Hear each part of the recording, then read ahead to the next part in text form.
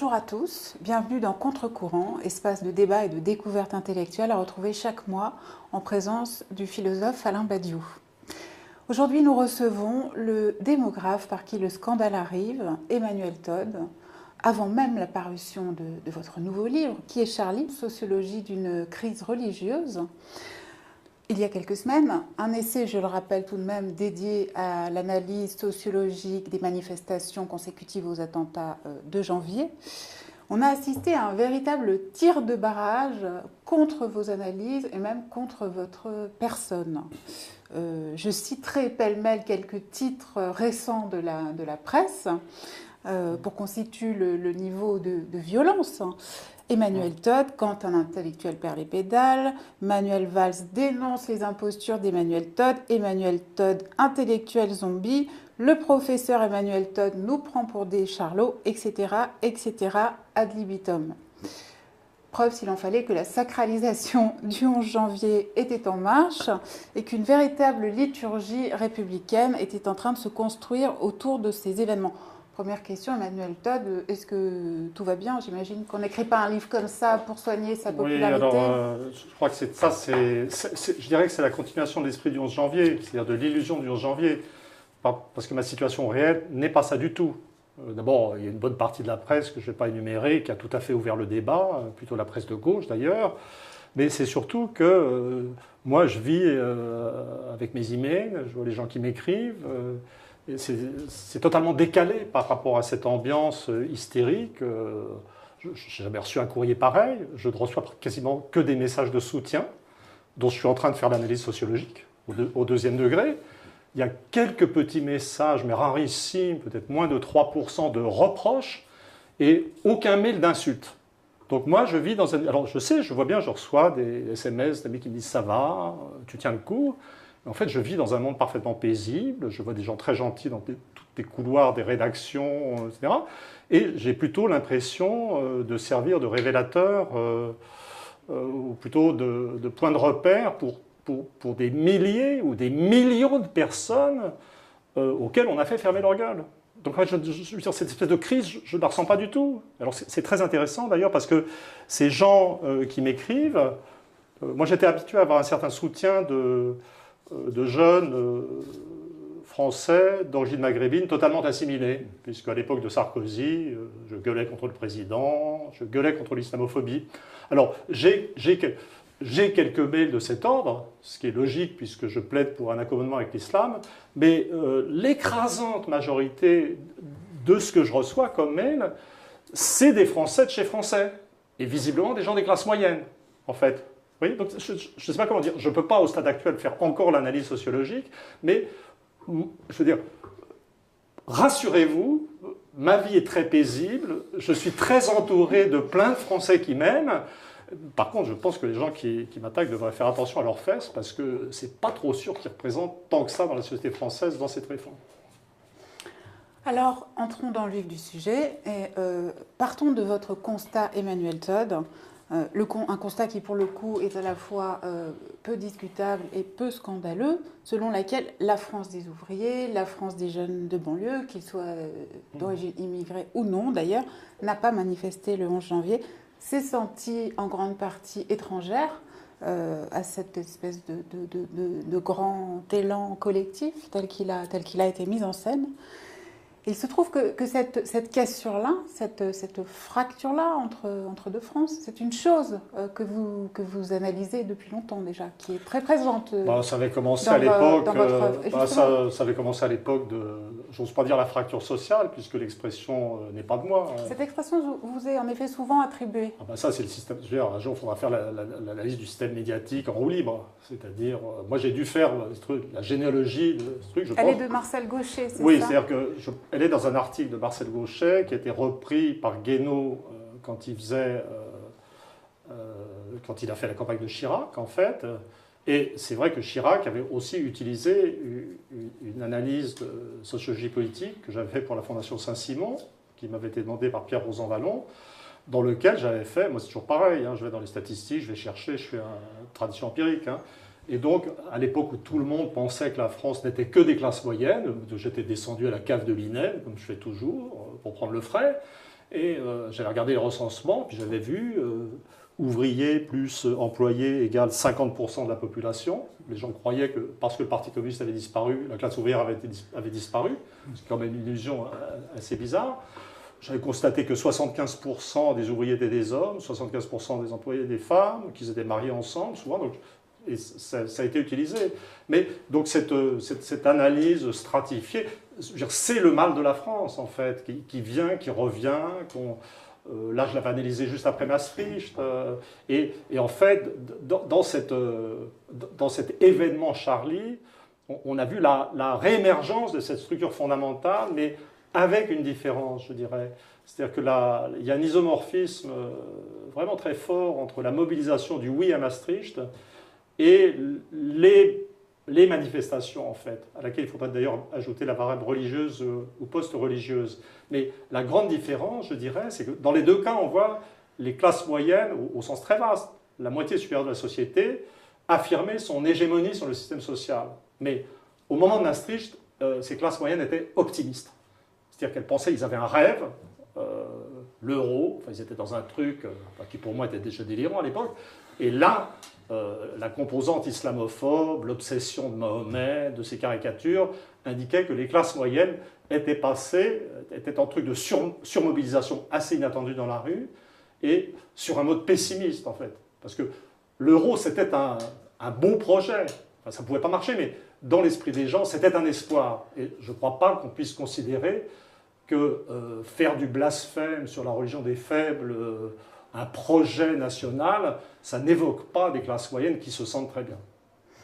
Alain Badiou, vous avez vous-même écrit très tôt un texte dans le Monde, un texte très critique à l'égard du mouvement Je suis Charlie.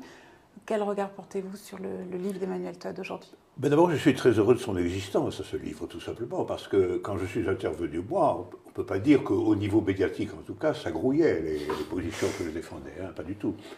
Et j'avais tout de suite senti, en quelque manière, instinctivement, le fait qu'il y avait quelque chose comme une escroquerie politique, une imposture dans cette manifestation, lorsqu'elle se présentait comme une manifestation d'unanimité nationale, républicaine et conquérante, et comme quelque chose qui pratiquement contraignait à une espèce de sacralisation historique, avec quand même une quasi-unanimité médiatique spectaculaire en la circonstance. Hallucinant. Spectaculaire, vraiment. Et pour la première fois, j'ai senti quelque chose qui me rappelait des lointains souvenirs de l'atmosphère générale de ce pays dans les premières années de la guerre d'Algérie. C'est-à-dire quelque chose auquel on ne pouvait pas toucher sans être, si je puis dire, un blasphémateur politique, enfin quelque chose comme ça. Alors c'est un souvenir lointain, mais je l'ai senti. Et ce qui m'intéresse beaucoup dans le travail d'Emmanuel Todd, c'est que la science vient à mon secours, quoi, quelque chose comme ça. Bien entendu, il y a toujours une part d'intuition. Vous direz quel a été chez vous le rapport entre l'engagement subjectif immédiat et la validation sociologique et conceptuelle. Mais moi, ça relevait immédiatement d'un sentiment de distance très grand que j'ai cherché à argumenter, dont j'ai cherché les racines. Et là, je rencontrais une analyse généalogique, sociologique extrêmement sérieuse, sur un point qui était quand même un point que même à distance, on semblait pouvoir observer, à savoir que cette manifestation était la manifestation d'une fraction particulière et définissable de la société, et vous en avez, en quelque manière, donné la définition précise. Ça a été donc pour moi une libération, une confirmation, dont je vous remercie d'abord. Oui, alors, pour moi, vous avez été très courageux d'aller au feu tout de suite. Hein, parce que... Pas tout à fait tout de suite. J'ai moi-même senti, justement, comme vous le dites, que tout de suite, c'était peut-être... j'ai attendu quand même 2 semaines.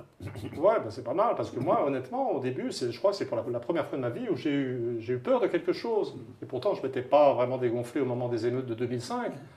En 2005, j'avais attendu quelques jours avant de faire un entretien répondant aux horreurs de Finkielkraut dans le Figaro, dans lequel j'étais sur la ligne républicaine standard, du genre des gosses qui font flamber des voitures, c'est la preuve qu'ils sont des petits Français comme les autres. D'ailleurs, moi, à leur âge, je faisais aussi flamber des voitures dans le quartier latin. Mais ça, c'était...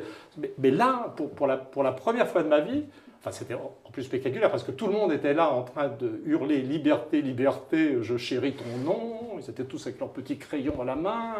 Et moi, c'est la première fois de ma vie où j'ai parlé de flash totalitaire, où je me suis demandé. Donc, je trouve que vous êtes très courageux. Mais moi, en plus, avec mon tempérament et mon émotivité, je prenais la parole dans une radio, je me faisais carboniser pour apologie du terrorisme. Et d'ailleurs, maintenant, même 4 mois après, ayant produit un bouquin rempli de cartes, de chiffres, de corrélations, de régressions multiples, j'ai entendu encore Emmanuel Todd et complice des terroristes. Oui, alors qu'est-ce que ça aurait été, vous voyez? Ah oui, là, je vous comprends parfaitement. Alors, il y a quand même, je crois, quelque chose qui choque dans votre livre et qui peut-être interdit même des gens de bonne foi de bien comprendre votre analyse. Et c'est cette espèce d'islamophobie subliminale, en tout cas préconsciente, que vous prêtez à toutes ces foules qui sont descendues dans la rue pour manifester, d'ailleurs pour la plupart, simplement leur émotion.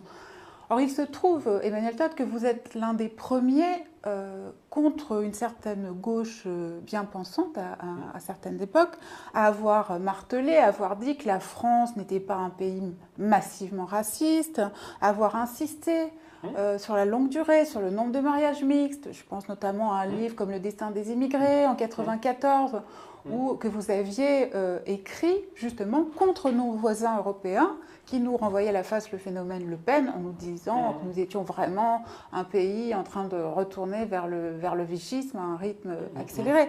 Vous êtes toujours levé contre ça. Alors la question que j'ai envie de vous poser aujourd'hui, c'est est-ce que la France a changé ?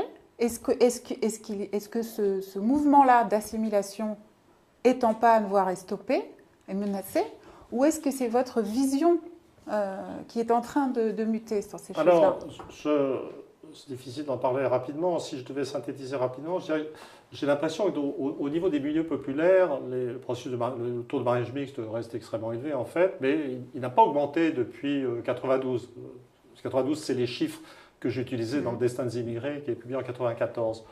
Pour moi, ce qui est nouveau, c'est ce qui se passe dans les classes moyennes. Et c'est ça qui m'inquiète vraiment. J'essaie de distinguer rigoureusement l'arabophobie, qui est les problèmes des milieux populaires qui sont effectivement au contact des populations immigrées, qui font le boulot de l'assimilation en fait, de l'islamophobie, qui est quelque chose qui s'est développé plutôt depuis 2000-2005 et qui représente quelque chose de nouveau et qui effectivement m'a conduit à, pour la première fois de ma vie, faire un livre noir sur mon propre pays.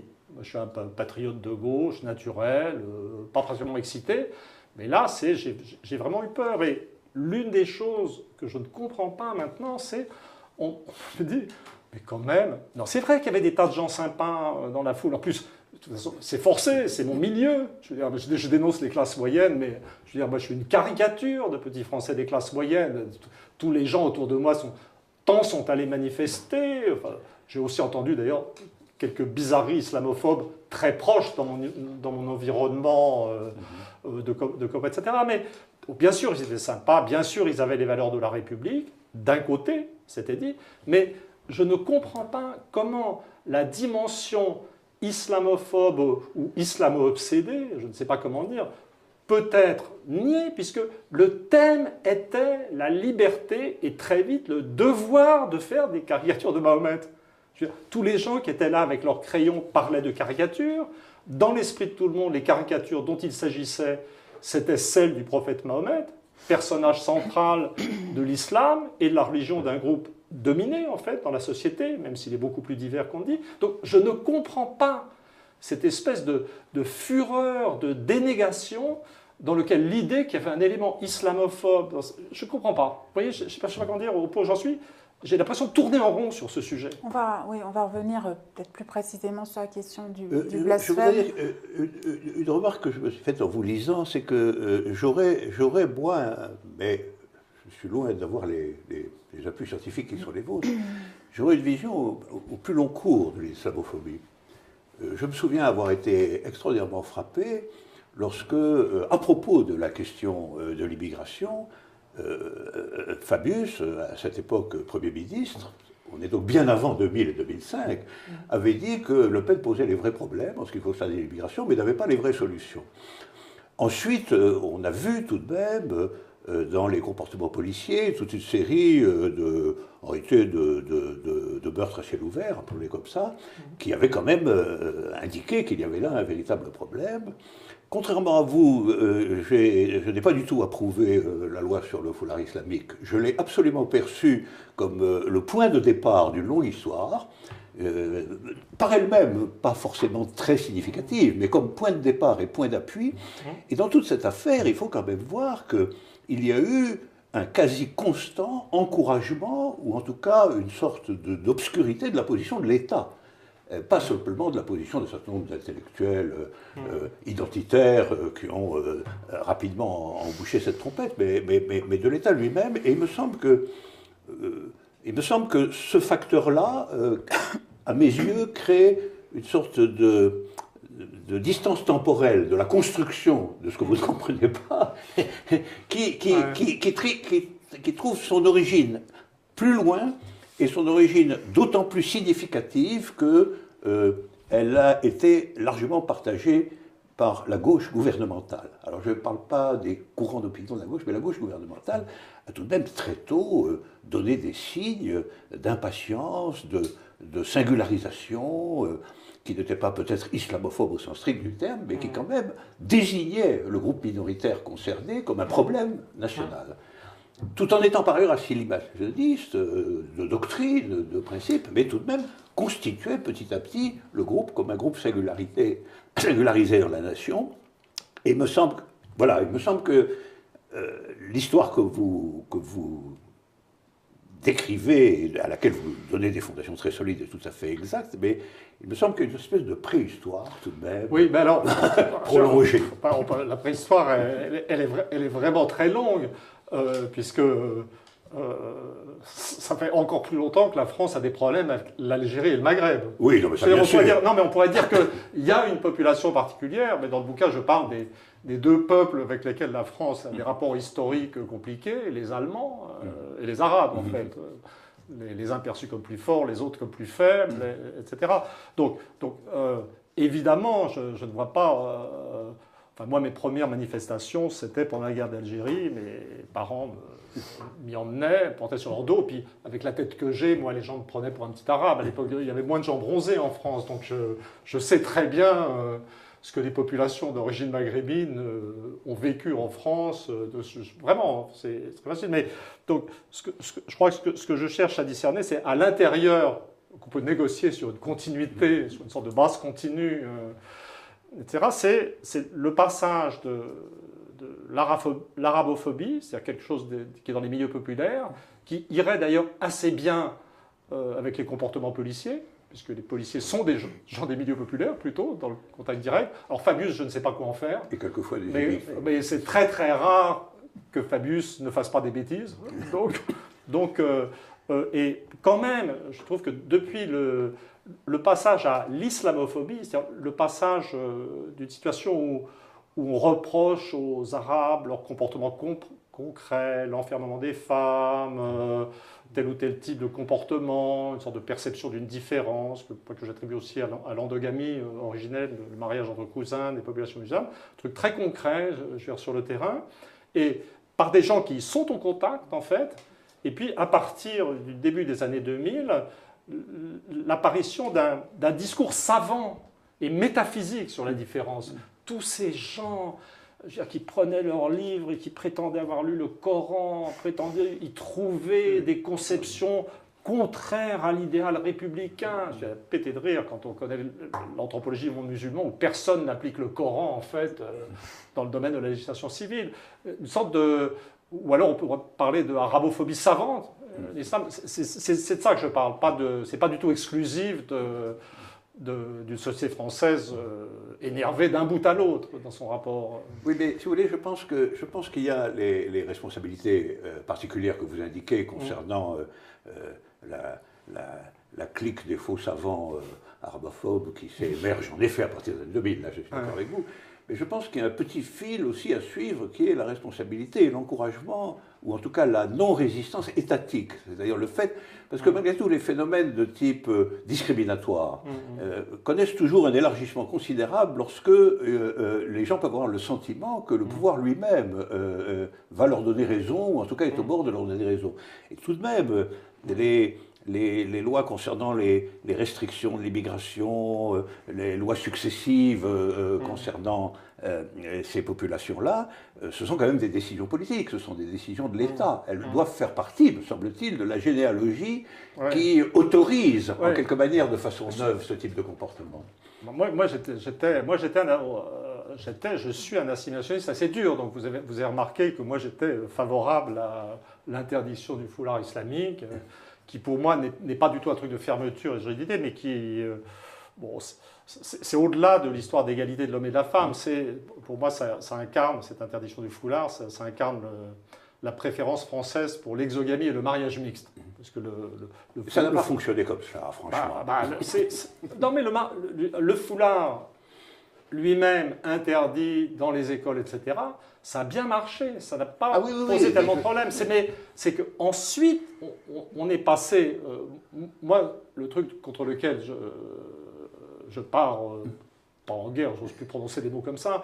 Nous luttons tous pour la paix civile. Vous partez en paix, en réalité. Voilà, c'est ça, absolument. Une offensive pacifiste dans la société française. C'est qu'il y a autre chose, et cette autre chose pour moi, n'a plus autant de rapport qu'avant. Je dirais, je vais parler comme un religieux, on va croire que je parle de la présence réelle du corps du Christ dans l'hostie, mais n'a plus de rapport complètement ou fondamental avec la présence réelle des populations d'origine étrangère. C'est pour ça que dans le livre, j'ai cette analyse de la crise religieuse, et je vois dans tout ça une dynamique religieuse, un épuisement de ce qui a remplacé la religion, à savoir la croyance en l'euro, en le veau d'or, cette anxiété, une sorte de dynamique qui n'a plus rien à voir avec la réalité concrète du problème de l'immigration. C'est vraiment... Justement, Emmanuel Todd, en tant qu'assimilationniste dur, comme vous venez de le dire... J'étais assimilationniste dur, maintenant je suis assimilationniste gentil. Est-ce que vous n'avez pas tendance à minimiser les problèmes que pose une religion intensément vécue, quelle qu'elle soit, l'islam en l'occurrence, à la République, au principe républicain lui-même? J'en viens à l'histoire. La République française, que ça plaise ou non, qu'on ait envie de l'entendre ou non à gauche, c'est construit sur le droit au blasphème. Les catholiques en ont fait les frais très violemment à certaines époques. Vous parlez longuement de la ville de Lyon, par exemple, dans ce livre, qui est pour vous le prototype même de la ville hantée par les fantômes catholiques. Quand on sait que sous la Révolution, le mitrailleur de Lyon, Fouché, faisait distribuer publiquement des hosties aux âmes pour briser symboliquement le catholicisme, on se dit, est-ce qu'en termes, je termine juste par une question, est-ce qu'en termes de violence symbolique, il n'y avait pas quelque chose d'aussi extrêmement grave et du même ordre finalement que les caricatures de Mahomet? Est-ce que finalement, et je vous laisse tout de suite la parole, je m'excite parce que ça va être bien. Est-ce que finalement, les musulmans ne sont pas en train de revivre face à la République une crise que le catholicisme a déjà connue par le passé et qu'il a perdu? Non, pas du tout. Pas du tout. Et c'est très intéressant parce que les comparaisons que vous faites sont avec la période révolutionnaire. C'est-à-dire dans une phase de maximum d'intensité, dans un affrontement métaphysique de haut niveau entre la Révolution, qui ne croit plus en Dieu, et les catholiques qui croient toujours en Dieu. Une époque d'ailleurs où on parle d'athéisme. Mais ça, on montait à l'époque révolutionnaire. Et d'ailleurs, de nouveau, les gens se mettent à parler d'athéisme. La réémergence du concept d'athéisme est un truc très très frappant, parce qu'il y a une intensité métaphysique, religieuse, athéisme, mais le modèle républicain, laïque, auquel nous sommes attachés et que moi, personnellement, je défends, qui est celui qui finalement s'est établi autour de la séparation de l'Église et de l'État après un bon siècle de lutte religieuse, c'était quelque chose de beaucoup plus subtil que les affrontements de la période révolutionnaire. Parce que la réalité des affrontements de la période révolutionnaire, c'est qu'ils n'ont pas du tout réussi à briser la résistance du catholicisme. Tous les historiens de la religion savent qu'en fait, dans ces provinces, dans le tiers des provinces qu'ils contrôlaient, et malgré les 200 000 morts de la guerre de Vendée, l'Église a tenu, elle s'est même renforcée sur la périphérie du système. Et le deal républicain, la laïcité qu'il s'agit de défendre, c'est en fait un système pluriculturel. C'était la magie de la France. C'était qu'on garde l'image du jacobinisme, on dit que tout est pareil partout, et on fait exactement le contraire. On laisse à l'Église ses écoles dans l'Ouest, on fout la paix aux catholiques, on leur donne, ils continuent à avoir plus d'enfants que tout le monde, mais tout le monde se calme, et ceux qui règnent au centre du système, à l'époque, les radicaux socialistes étaient anticléricaux, ils ne passaient pas leur temps à dire qu'ils étaient des athées fanatiques. Vous voyez, et donc, ce qui est inquiétant dans la situation actuelle, c'est qu'au moment même où les gens parlent comme s'ils voulaient défendre le modèle républicain laïque classique, ils ne savent plus ce que c'est. Et l'idée me vient d'après votre question. En fait, c'est comme s'ils voulaient revenir aux affrontements de la période révolutionnaire. Et ça, et on sait, les affrontements de la période révolutionnaire, ils ont abouti à la solidification du catholicisme, là où il était. Donc, je suis très frappé, en effet, du point de vue du contraste historique. De ce point de vue-là, je opinerai dans votre sens, parce que si je remonte à ma propre jeunesse, qui n'est quand même pas si loin que ça historiquement, je constate que dans ma propre jeunesse, la présence du christianisme, du catholicisme ne faisait aucun doute, ne posait aucun problème dans le lycée lui-même.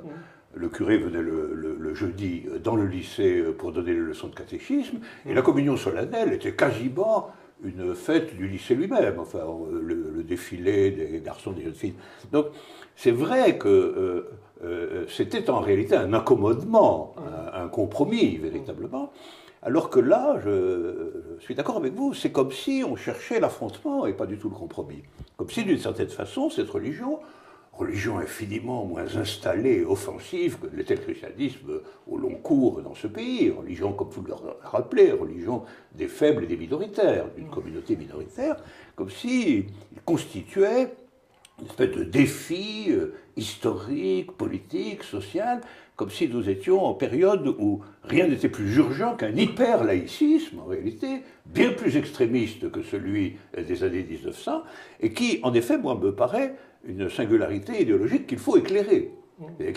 Pourquoi constitue-t-on aujourd'hui comme problème central de la France, alors que la France a beaucoup d'autres problèmes, on reviendra sur ce que c'est que la France, motif important de votre livre, après tout, mais beaucoup d'autres problèmes, pourquoi celui-là a-t-il été constitué, et à mon sens, non pas seulement sur la base des mécanismes profonds que vous indiquez, les distributions familiales et l'espèce de basculement d'une partie des classes moyennes à propos des valeurs d'égalité, un thème très important de votre livre et qui moi-même m'instruit beaucoup, mais d'une certaine façon, comme si c'était une question idéologique, politique, métaphysique, fondamentale, et comme s'il fallait courir à la défense de la République en face de quelque chose qui, par rapport à ce que pouvait être la force et la puissance de l'Église catholique jusqu'au milieu du siècle dernier, paraît tout de même ne poser que guère de problèmes décisifs.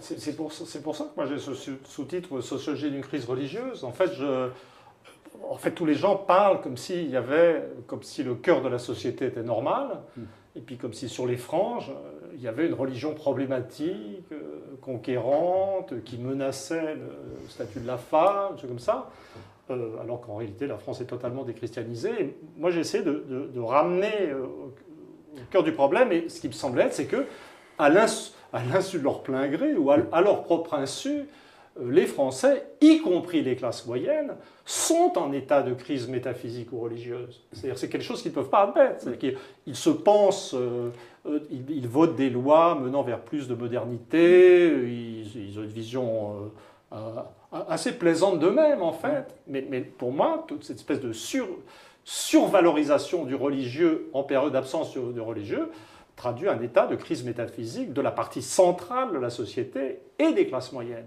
On ne peut quand même pas nier, Emmanuel Todt, que le statut de la femme, dans les pays musulmans eux-mêmes, soit un véritable enjeu, un problème. Il y a qu'à voir ce qu'on a pu observer comme régression dans certains pays, comme l'Iran ou comme actuellement en Turquie. Alors, l'une des choses que... On peut comprendre, si vous voulez, qu'il y ait une crainte à cet égard. Oui et non. Elle est assez légitime. On peut comprendre si on ne regarde que la télévision et si on se refuse à lire toutes les études des spécialistes du monde musulman. Moi, j'avais fait un bouquin avec mon copain Youssef Kourbach sur l'évolution démographique du monde musulman, qui montrait que partout la fécondité implosait. Vous savez que la fécondité en Iran maintenant est inférieure à celle de la France. Vous n'arrivez pas à moins de 2 enfants par femme dans un état d'oppression de la femme absolue. Surtout, vous n'y arrivez pas dans un état de croyance religieuse, parce qu'en vérité, les mosquées sont vides en Iran maintenant. Et de toute façon, en plus, sans même aller jusque-là, associer l'islam à l'idée d'abaissement du statut de la femme, quand on sait que l'Indonésie, pays de 250 millions d'habitants, c'est un système à tendance matrilocale avec des populations matrilinéaires où les hommes en prennent quelquefois pas mal dans la gueule, on les envoie à la mosquée pour être tranquilles. Je veux dire, il y a un élément vraiment d'ignorance. Et en ce qui concerne la société française, il y a une sorte, ça j'en ai pas parlé dans le livre et j'ai pas eu le temps, on ne peut pas tout faire, mais il y a une sorte d'autre mystère, c'est que tout le monde fait comme si le statut de la femme était super menacé en France. Mais moi, je suis en train de travailler une anthropologie de la crise de la globalisation, plutôt sur les pays avancés, et ce qui se passe actuellement, au-delà des discours politiques, d'une légitime revendication d'égalité des salaires dans nos sociétés, c'est une élévation extrêmement rapide du statut de la femme, au point que dans toutes les universités du monde le plus avancé, les hommes maintenant sont très en retard en termes d'éducation. Donc la dynamique réelle de la société, en vérité, un anthropologue devrait s'inquiéter du statut des hommes dans les 20 ans qui viennent. Sauf en Allemagne. Le statut des femmes, mais ça, personne n'en parle non plus. Le statut des femmes allemandes n'est pas terrible. Elles ne sont pas plus nombreuses que les hommes dans les universités. Je maintiens néanmoins que les Iraniennes, les Tunisiennes, les Égyptiennes, les Algériennes se battent contre le voile. Oui, il se passe des choses, mais si vous voulez, on ne peut pas... L'important, c'est quand même, si on étudie des événements... je veux dire, le problème, c'est la corruption incessante des problèmes internes de la société française par des problèmes qui se passent dans d'autres sociétés. Et on ne peut pas, sans arrêt, ramener simplement les problèmes internes de la société française à des choses qui se passent ailleurs. Je veux dire, un copain m'a appelé l'autre jour en me disant « Je reviens de Bab el-Oued, c'est incroyable, ils sont complètement modernisés. » Et eux, ils perçoivent, par exemple, les frères Kouachi ou les djihadistes qui partent en Syrie, etc., eux les perçoivent comme une folie venue du monde occidental. Je veux dire, pourquoi vous nous renvoyez tout ça? Vous voyez? Donc, il faut... Je ne dis pas que l'islam est merveilleux partout.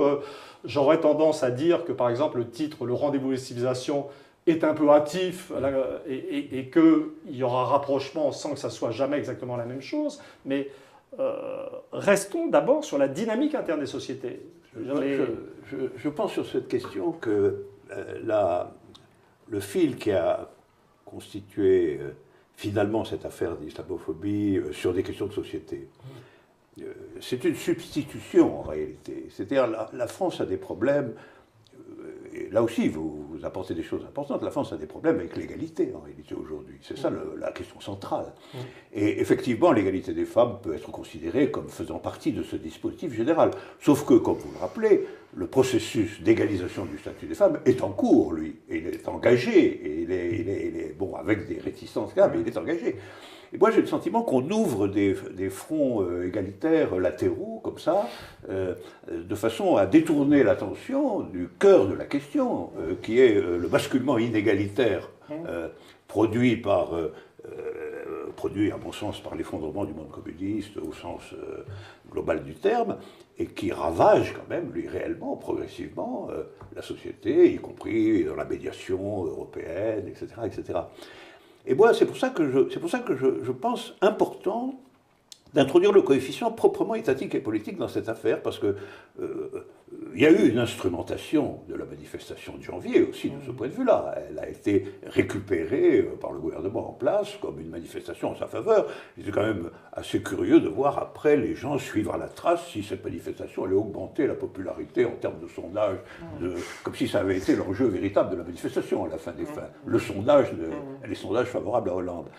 Mais je pense que de manière générale, il y a une dissimulation instrumentée, régulière et médiatisée de ce que sont les problèmes réels du pays, dont, comme toujours, des minorités particulières font les frais, parce que quand on cherche des problèmes de dérivation, on les a toujours trouvés du côté du péril représenté par des minorités, c'est quand même vieux comme le monde. Et en fait, il faut remettre au centre, ce que vous faites à votre manière, il faut remettre au centre la question de savoir où en est cette fameuse République de sa disposition supposée égalitaire. Je pense que c'est le cœur de la question politique en France aujourd'hui, que les crises relatives aux minorités sont en un certain sens des faux semblants à cet égard, même s'il y a des inégalités réelles par ailleurs, et que finalement la manifestation de janvier, c'était une manifestation où on traitait de façon affirmative d'un certain nombre de valeurs et de principes, dans des conditions telles que, premièrement, on excluait la moitié de la population en réalité, non seulement réellement, mais à mon avis symboliquement tout autant, et où, deuxièmement, on faisait comme si le problème majeur de la France était l'existence d'une minorité religieuse, alors que, à mon avis, ça n'est pas un des problèmes fondamentaux de la France aujourd'hui, et que je suis confirmé dans cette idée par l'analyse que vous en faites. Donc, finalement, il y a dans cette affaire non seulement de sorte d'imposture, mais le mécanisme d'un faux semblant politico-idéologique dont les racines sont, à mon avis, assez lointaines. Moi, c'est ce qui m'a le plus impressionné, c'est la façon dont, alors d'abord, l'espèce de surmobilisation des classes moyennes et supérieures, qui indiquait un gros état d'anxiété, la capacité du système d'information à dissimuler la réalité sociale, qui était vraiment impressionnant pendant quelques temps, et je dirais ce phénomène de fusion des classes moyennes, où les notions de droite et de gauche, bon, il y a une grosse responsabilité de Hollande, du gouvernement, mais de fusion des classes moyennes, où l'important, c'était pas d'être de droite ou de gauche, c'était d'être au-dessus, en fait, parce que si j'entre dans votre préoccupation du politique, en fait, ce qui n'est pas dans ma manière, puisque moi je suis un élève de l'école des Annales, de Leroy-Ladurie, tout ça, et on ne m'a pas appris à m'occuper du politique, mais si je rentre dans votre préoccupation du politique, ce que dit, ça se disait déjà un peu la structure du vote pour le traité de Maastricht, qui avait aboli la différence entre droite et gauche, PS, giscardien, etc., ce qui est redit là, mais avec un niveau d'anxiété, etc., c'est que ça... Peut-être que ça préfigure la possibilité d'une abolition de l'alternance à l'intérieur des classes moyennes et supérieures. Et en vérité, ça pourrait, compte tenu de la dissimulation du système, de ce qui se passe réellement par le système médiatique, on peut sentir, moi je sentirais là-dedans la virtualité d'un nouveau type de système politique où l'exclusion de la moitié de la population serait actée et officielle. Alors, suis-je en train de parler de suffrage censitaire, de quelque chose qui ne serait pas le fascisme, mais autre chose? L'histoire est créative, on va certainement nous trouver. Donc imaginez qu'on soit dans ça, tout d'un coup, le PS et l'UMP fusionnent. Pourquoi pas? Puisque c'est ce qui s'est passé, c'est ce qui se passe dans l'instant. Vous voyez, donc il y a une virtualité politique extrêmement menaçante dans cette fusion des classes moyennes. Mais ça, je suis absolument d'accord avec vous. Je pense que c'est en effet le processus en cours, le processus de classe, alors appelons-le par son nom, le processus de classe en cours sous-jacent au comportement politique de toutes les dernières années. Et après tout, là aussi, on pourrait dire qu'il y a un modèle allemand. Des gouvernements qui sont des gouvernements de collaboration entre les deux grands partis, l'Allemagne les a toujours convoqués dans les instants un peu difficiles de son histoire. Pourquoi pas chez nous? Moi, j'avais déjà interprété la possibilité institutionnelle de la cohabitation comme étant un mauvais signe à cet égard. En réalité, je pense qu'un président qui n'avait plus de majorité n'aurait pas dû rester au pouvoir parce qu'il prenait l'habitude de gouverner avec les autres. Et je pense que cette abolition progressive de la distinction politique, en son sens le plus originaire du terme, est en effet en cours. Et que c'est pour ça que, spécialement pour ce qui est de désigner le péril terroriste, islamique, etc., il y a consensus des forces politiques gouvernementales. En réalité, il y a large consensus. Les lois anti-burqa, anti-foulard, etc., sont constamment voté à l'unanimité. Donc elles ont préformé. Ou sur le renseignement. Ou sur l'enseignement, absolument, ou sur le renseignement. Ouais. Donc des lois policières discriminatoires, désignant la minorité comme le grand problème de la France, et plus généralement l'immigration, et donc à l'horizon l'existence d'une masse colossale de déshérités à la surface du monde aujourd'hui, comme dans le péril qui menace les classes moyennes. Ça, je crois que tout ça est en cours et en effet est en train de trouver sa traduction politique. Alors moi, il y a un truc qui m'a énormément inquiété, en fait. Je suis souvent soupçonné d'être un anglophile pathologique, ce qui est absolument exact, en fait. Mais un jour, je recevais un journaliste japonais qui avait une assistante française très sympa, comme c'est fréquent avec les journalistes japonais. Et tout d'un coup, elle me dit, non mais quand même, la loi sur le renseignement, on est en France, c'est pas le Patriot Act, avec cette espèce de sous-entendu que l'Amérique était complètement menacée par une fascisation au niveau du renseignement, et que la France, nous, ces gens raisonnables, Français, on était... Mais tout d'un coup, je me suis dit, non mais attention, les types qui ont inventé la liberté de la presse, le bipartisme, l'habeas corpus, c'est les anglo-américains, c'est pas nous. La réalité de l'histoire de France, c'est l'autre grande culture qui a je dirais, accouché de la démocratie libérale, mais à travers bien des souffrances et avec à intervalles réguliers la possibilité de produire, au contraire du monde anglo-américain, de véritables régimes autoritaires. Il y a une sorte d'alternance. Et donc, je crois que les gens qui sont encore en train de se bercer de l'illusion qu'en France, tout est moins grave qu'aux États-Unis, c'est juste le contraire. Ça se passe un peu plus tard, parce qu'en termes d'évolution historique, on est en retard, ils étaient plus avancés que nous, mais ce qui se passe, en un certain sens, avec un léger décalage, pourrait aller beaucoup plus loin en France. Oui, mais l'Angleterre, vous en parlez aussi dans votre livre, l'Angleterre est en train de donner l'exemple que ce n'est pas forcément sortir de l'euro qui est la clé des problèmes. Ah oui, oui, oui. Donc elle n'est pas dans l'euro, mais elle fait presque pire. Dans le détail, du point de vue inégalitaire, du point de vue... le gouvernement Cameron, franchement... non, mais je l'ai allumé, je l'ai allumé. Je sais. Je l'ai allumé et j'ai évoqué les effets absolument délétères sur le Royaume-Uni avec des Écossais qui veulent foutre le camp du Royaume-Uni au moment même où tout le monde dit ouais, à droite, oui, la politique de Cameron, c'est bien. Il est juste en train de détruire détruire le Royaume-Uni. Non, mais j'étais sur le libéralisme. Mais c'est une vraie question parce que c'est les Français, notre idée de nous-mêmes en tant que Français, puisque jusqu'à nouvel ordre, et au contraire de ce que j'ai entendu à l'époque du 11 janvier, je suis un vrai Français à mes propres yeux. J'ai entendu que je n'étais pas un vrai Français à une époque, ce qui m'a énormément surpris.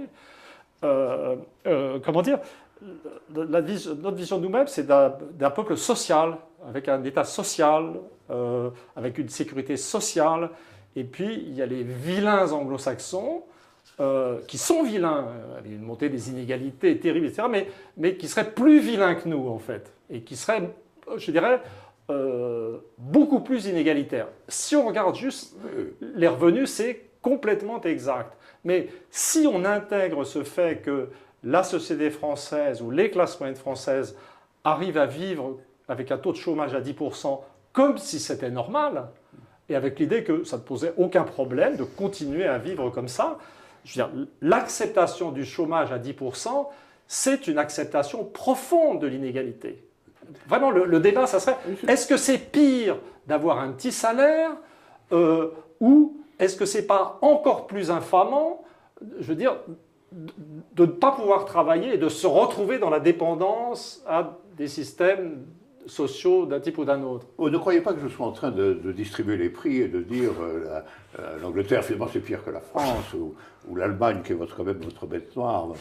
Donc, je pense que tout ça, grosso modo, est quand même dans une orientation générale, planétaire, dont le socle est identique, en fait. Et en plus, je vous dirais que je suis probablement moins républicain que vous, à certains égards, parce que la République, vous êtes en train de dire du mal de la France, et je vous en félicite. Merci. Parce que je ne suis pas porté actuellement à en dire beaucoup de bien, honnêtement. Je ne suis pas porté à en dire beaucoup de bien, et ce, depuis assez longtemps, parce que le fétichisme républicain, pour ce qui concerne la Troisième République, qui en est quand même le centre de gravité, il est quand même contestable par beaucoup de côtés. La Troisième République, elle s'est d'abord constituée sur le massacre de l'hypothèse ouvrière de la Commune de Paris. Elle s'est ensuite lancée dans un colonialisme déchaîné et quand même dont les conséquences ont été extraordinairement dramatiques pour des peuples entiers. Elle a ensuite fait Fraîche et Joyeuse, la guerre de 14, qui est quand même le premier grand massacre historique du XXe siècle. Et ensuite, elle s'est, devant des Allemands puissants, inclinée sans débat devant Pétain. Alors, la Troisième République, franchement, ce n'est pas une séquence historique de la France que je trouve particulièrement glorieuse, honnêtement. Donc, je ne suis pas républicain en ce sens-là. Oui. Alors, j'admets qu'il faudrait tout reprendre et que... Oui, d'accord. Mais quand même, je trouve que c'était plutôt bien, en dépit de tout ce que vous avez dit, qui est absolument vrai. Si vous prenez, par exemple, en restant sur la question du rapport au monde ouvrier, c'est tout à fait exact que le début de la Troisième République, c'est l'écrasement de la Commune, quand même. Et donc, il y a toujours eu cette question d'une exclusion. La question de l'exclusion du monde ouvrier ne date pas d'aujourd'hui. Et elle a pris une grande violence en France. Mais elle a pris une grande violence, mais au bout du bout, à cause de ce que j'analyse comme culture égalitaire centrale, les ouvriers finissent dans la République. Je dirais jusqu'au Parti communiste, finalement. Plus, oui. Et donc, il y a des éléments négatifs, mais au bout du bout, les ouvriers parlent la même langue que leurs bourgeois, avec de très faibles différences d'accent. Tout le monde dans la culture. Ils ont peut-être tort.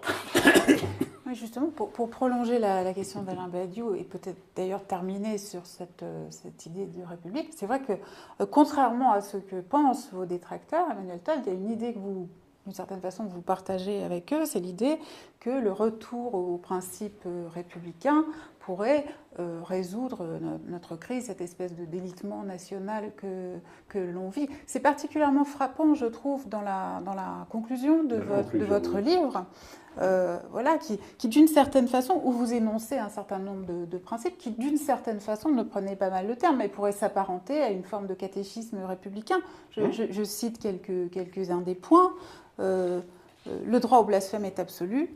Les forces de l'ordre doivent assurer la sécurité physique des blasphémateurs. Les ministres de l'Intérieur qui échouent dans cette tâche doivent rendre des comptes à la nation. J'ajoute la protection du droit au contre-blasphème. Au contre-blasphème, tout à fait. Le destin des Français de toutes origines est de vivre ensemble en tant qu'individus libres et égaux, ce qui impliquera dans un avenir qui n'a pas à être précisé la fusion progressive des groupes par la multiplication spontanée des mariages mixtes. Et vous insistez ensuite sur... le mélange des populations suppose l'effacement des différences religieuses et il faut l'admettre, une prédominance du scepticisme religieux et de la libre pensée. D'une certaine façon... Oui, c'est complètement logique. D'une certaine façon... si vous voulez, peut-être je termine sur cette question. En quoi la République que vous prônez est-elle si différente de la leur? Ah ben justement, c'est vrai, c'est moi, le républicain français traditionnel, et ce que je diagnostique dans ce livre, c'est que les types, pardon, c'est pas gentil de dire les types, les gens qui nous parlent de république, qui nous parlent d'athéisme, ceux que j'appelle les laïcistes radicaux, obsédés par l'islam, ce sont eux qui sont en train de s'éloigner du modèle républicain tout en se gargarisant du mot république. Ils sont en état de crise religieuse, ce sont des fanatiques, ils commencent à s'exciter quand une fille arrive avec une jupe longue. Dans ma génération, c'était les cheveux longs, je n'étais pas musulman. Et donc, c'est-à-dire que c'est ça, c'est-à-dire que l'orthodoxie, c'est moi.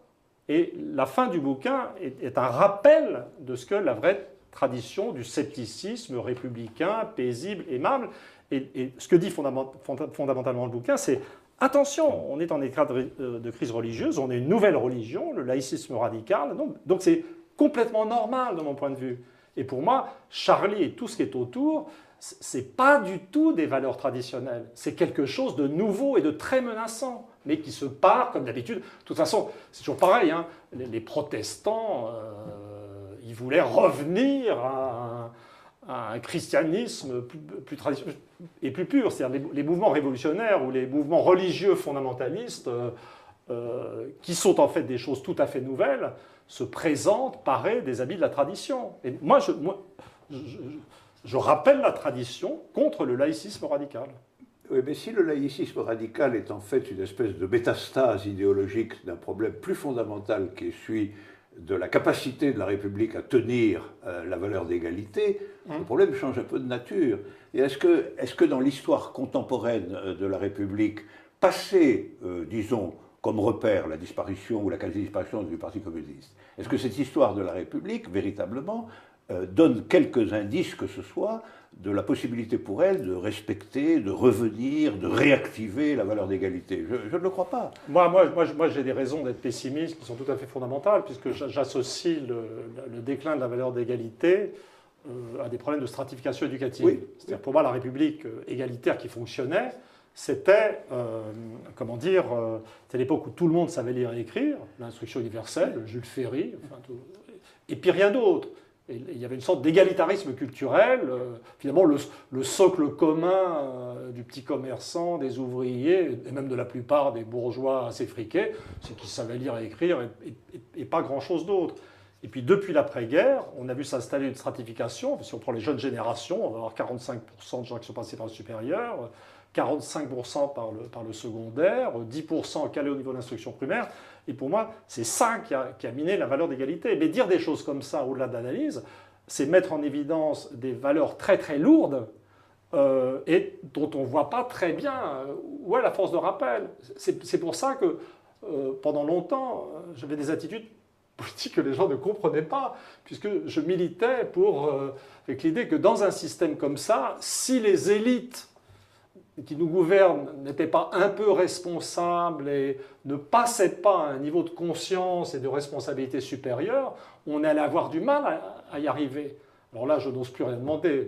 Depuis la manifestation du 11 janvier, avec tous ces types, cette espèce de collection hallucinante, j'ai plus... Non, j'ai une chute où j'évoque le manque de sérieux des Français dans les rapports entre hommes et femmes comme notre ultime espérance.